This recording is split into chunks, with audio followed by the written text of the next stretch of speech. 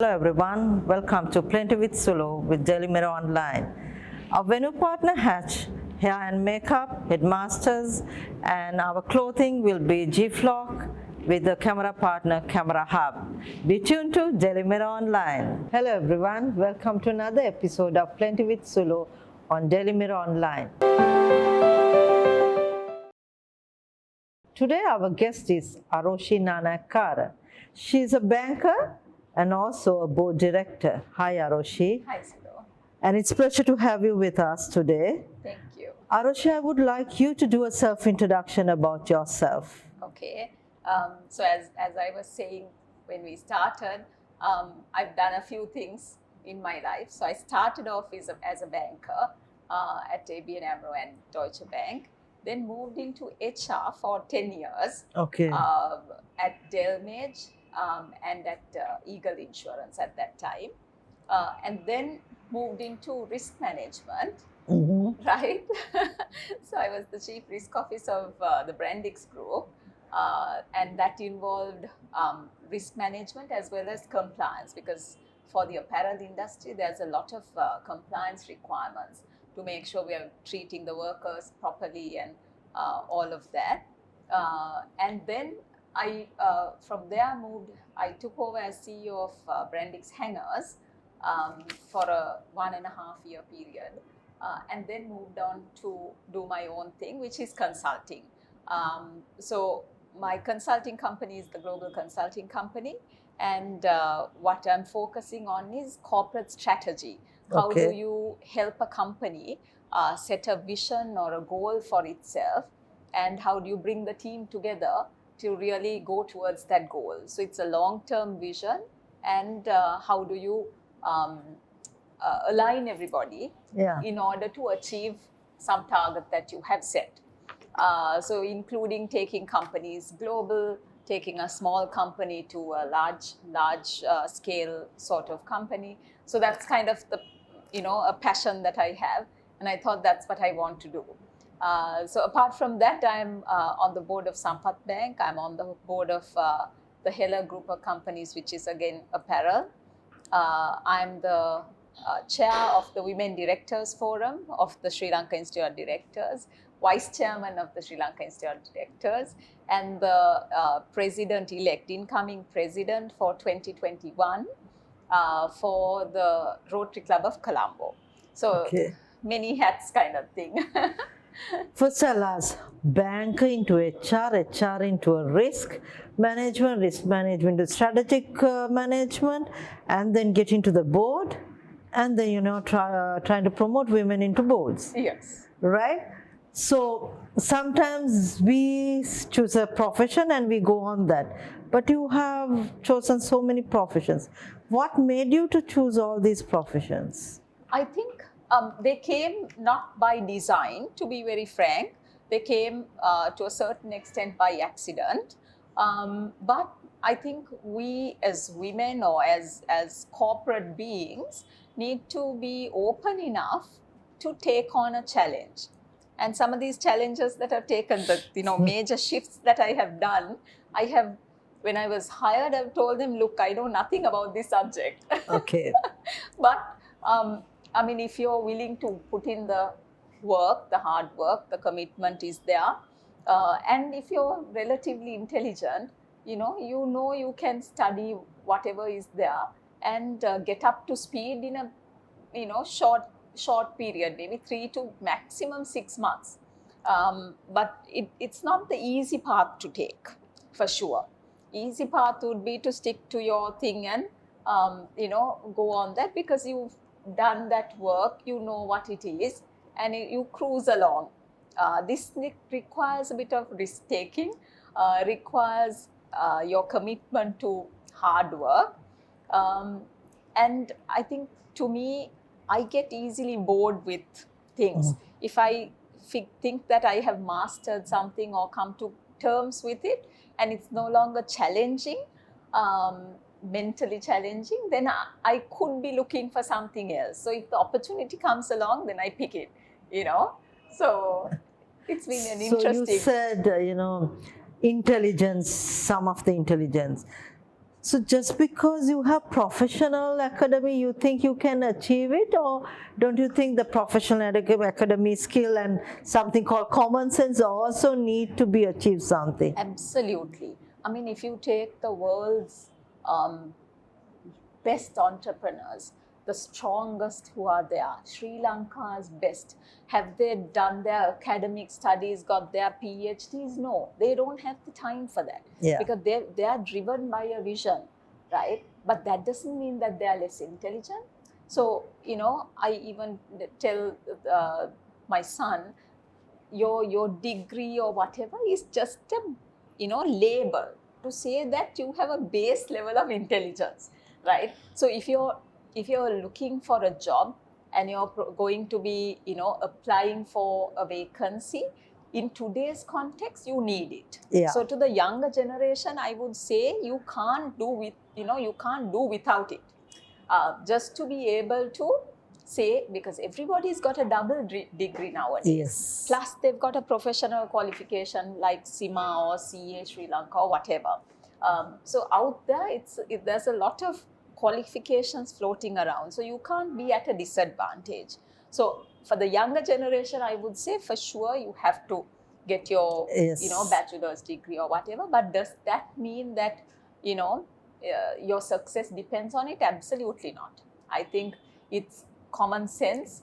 It's that vision for something different. Yeah. How do you see the world in the future, and where can you kind of drive that? And absolute hard work.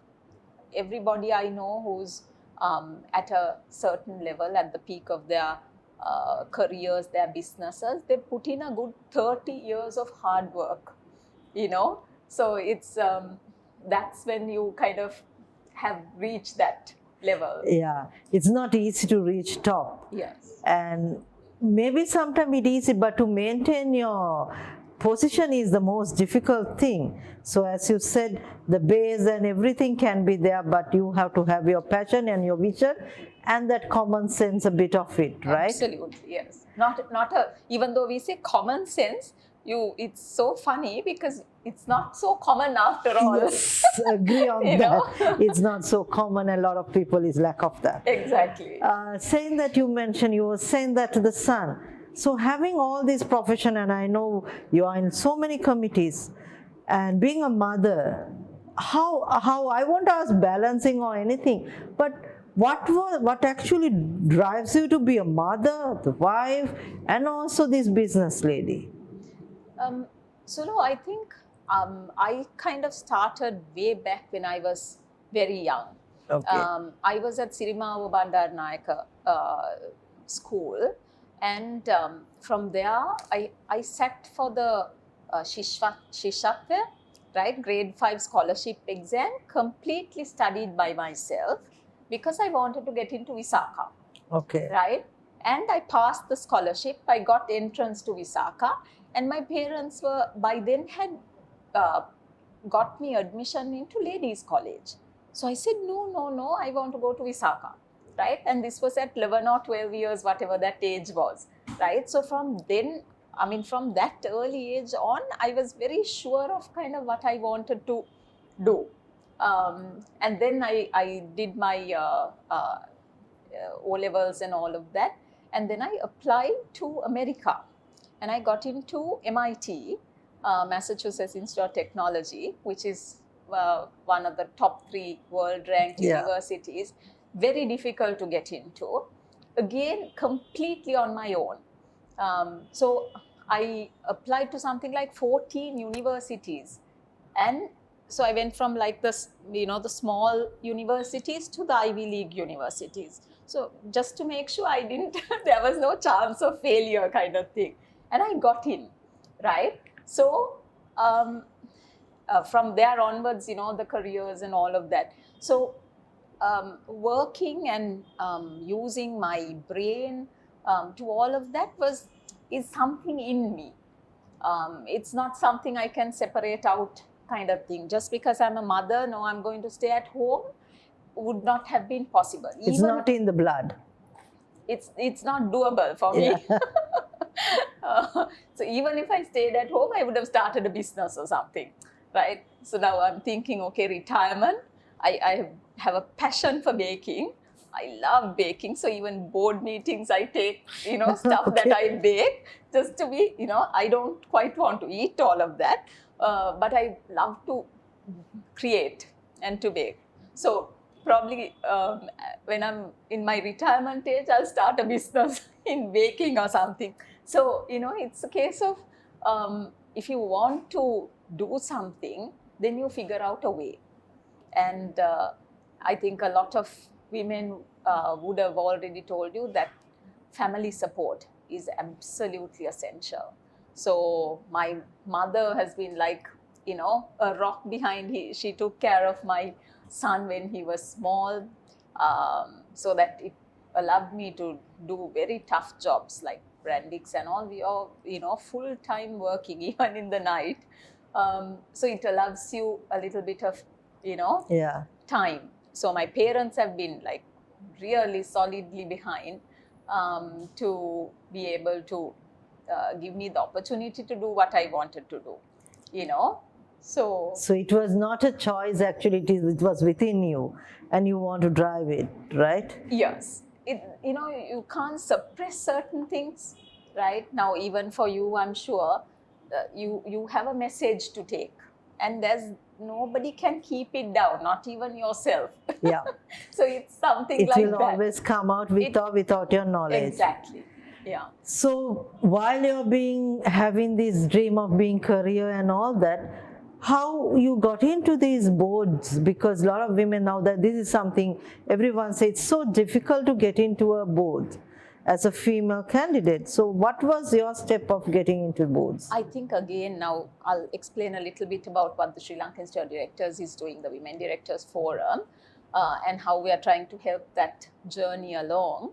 But I think one of the key things is that you need to have champions who will champion your name. Because Yeah. as women, we are very poor at saying, oh, I am great, why don't you pick me? Yeah. I will do that for you, but will I do it for myself? Self-boasting is not there. No, it's very difficult for us to do. Yeah. And the connections that we might have or need for us to get pushed onto a board possibly is not there, because we are not in that Circle. male network. Yeah. Right? So to a certain extent, those champions are absolutely important, so that they say, consider this name. And that is what happened with me. One of my ex-bosses, Mr. Deepal Suryarachi, he's the one who said he was moving out of the board because with bank there's a 9-year rule. Yeah. And he was looking for a replacement who knew HR and finance and banking. So I kind of seemed to fit the bill. And he recommended me, and that's how kind of I got in. So there's a whole long process in nominations committee, interviews, and all of that. So I think that's one of the key things.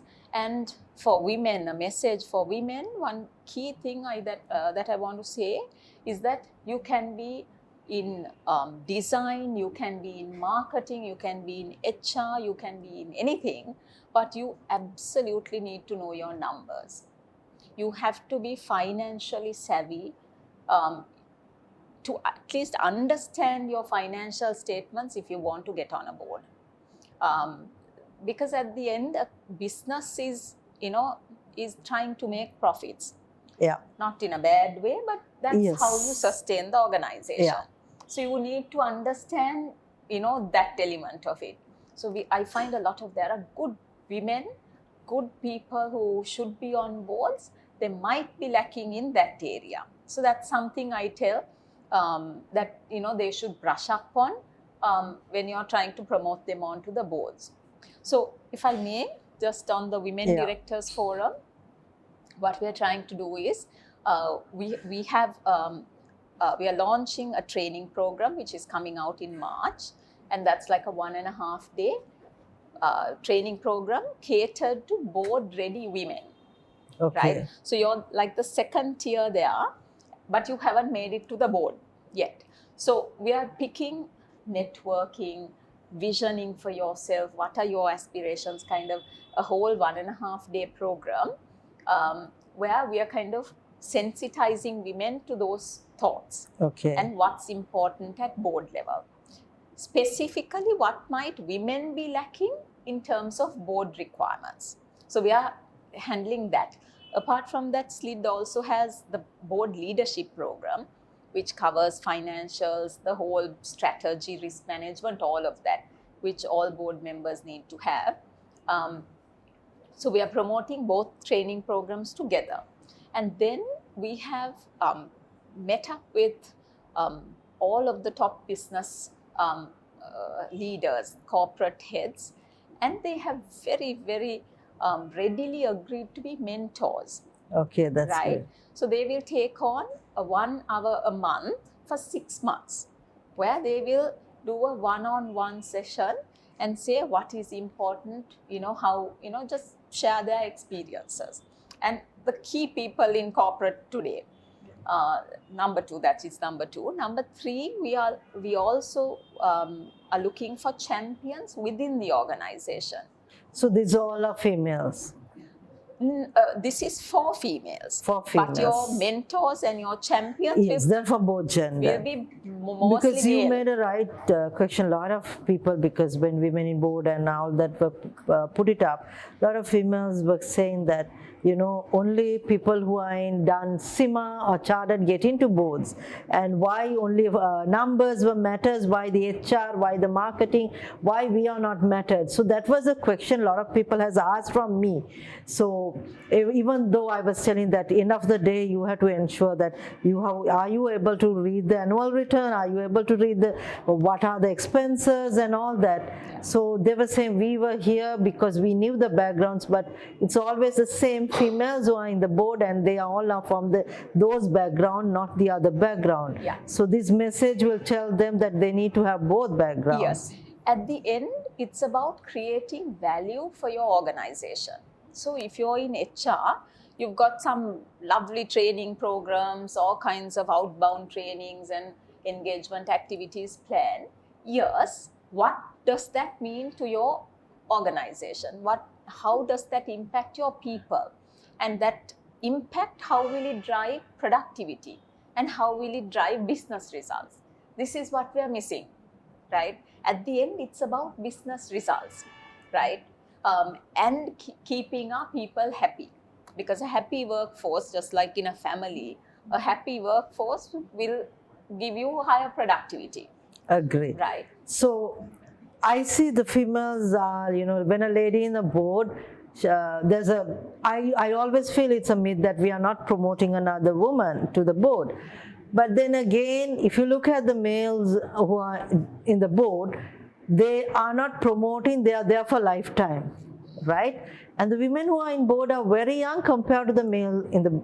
So is it that now the 5 to 10 years we can see more women come into boards, not just as representing the gender but as professionals, which we have to change in Sri Lanka, because I do not know, but personally I don't agree on quota system, because I feel that we are capable of taking, and we don't need quota for us to represent. What is your personal opinion about it? I was instrumental in getting the quota into the budget last 2-3 years ago. And Mr. Ranil Vijay-Singha, the SEC chairman at that time, he publicly says Aroshi is the one. I was taking a very hard stand. Yeah. Yes, we are competent. We should be recognized for what we are, and the professionalism that we bring onto a board, and the competencies and skills we bring onto a board. Having said that, Sulo, all of the countries which have really made an impact on this whole gender equation are countries which have quota. All of the Scandinavian countries have quota. ADB, all these places have a quota, right? Even Unilever, you were there at Mr. Carl Cruiser's presentation. He said you have to first answer why you're not taking a female when a vacancy is there, right? Because there is, to a certain extent, and this is now going to go away, but still, I mean, in the future, but there is a bit of a all boys club kind of thing, right? So to penetrate that, what we can do, say from a policy making body, is to make that entry easier for You people. need an external force to break it, right? Absolutely. Yeah. You have, so now what we have done is this progressive quota. By end of 2020, companies have to explain why 30% of their board members are not female. By 2022, they have to ensure 20% of their board members are female. And by 2024, they have to ensure 30% are female. So progressive, so that people get used to this whole idea. We are 35% of the, 55% of the population, Yeah. right? Women. 52.8%.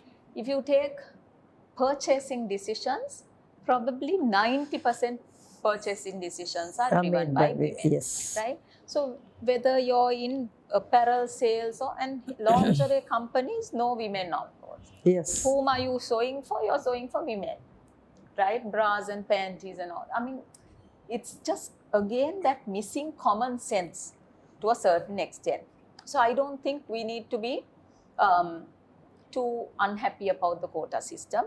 For companies, we say independent directors. Yeah. For especially financial services, the banking sector and all, so many percentage of your board have to be independent directors. Is anybody fussing about that? No. So why are we fussing about having a quota for women, right? It doesn't mean that now even India has done well in terms of numbers. So first year, they'll go pick a family member and put them on the board. Second, third year, then they're looking for professionals who can drive their business. Yeah. So it's just, getting your mindset used to the whole thing. So, that... Getting the new wiring system to our attitude that it's not a female representative, it's a professional who's representing. Absolutely. Yeah. Coming that, I just want some short questions. If you were given an opportunity to lead a political female party, will you take it up? Oh my God. Sulo, you're not supposed to put me on the spot like that. Politics is not something I like. Since you have done all the trades, I was just asking for me. Because politics at the moment is such a dirty game. Am I talking of Sri Lanka only? No. Wherever in the world, politics is such a dirty game, right? So let it be dirty. No one is going to clean it.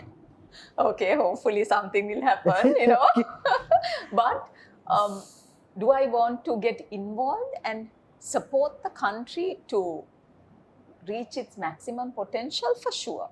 If anybody asks me for that support, I'm willing to give. Politics per se, maybe not. Okay. So we are coming to the end, Aroshi. I know you are someone who did a lot of social ethics program for corporate image and all that. Something in Sri Lanka, we think corporate image is only about fashion, which is not. It's about value system and all that. What is your final message as a lady or as a gentleman, if you're working for a corporate, if you're a business personality, what's the basic that we as professionals should know when we are actually representing our own brand, not the corporate, our own brand? What is your message?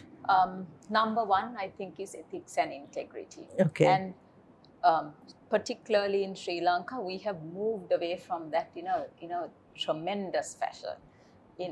So I think standing by your values, first and foremost, I think we need to start teaching our kids what ethics and integrity is about. That is at the core of values you, of us, right? Yeah. So you then need to know that you're not going to deviate from that. And so if I were to take myself and think what is the brand image that I would like to project and hopefully am projecting, it will be absolute trust, ethics and integrity. Number two, professionalism, right? Number three is just going whatever mile is required to get something done, right? So no holds barred. If you have to work till 5 in the morning, 2 nights you don't sleep, you get it done. Yeah. And a lot of women are like that. We don't compromise something just because we need to sleep or eat or look after kids or anything. We will make sure we get all of it done. So I think those are the three. Okay, thank you very much, Aroshi, and I think you gave a good message. Hello, everyone. As Aroshi said, you have to have some values, ethics, and also some common sense. Be tuned to Daily Mirror Online. Plenty with Sulo. Thank you.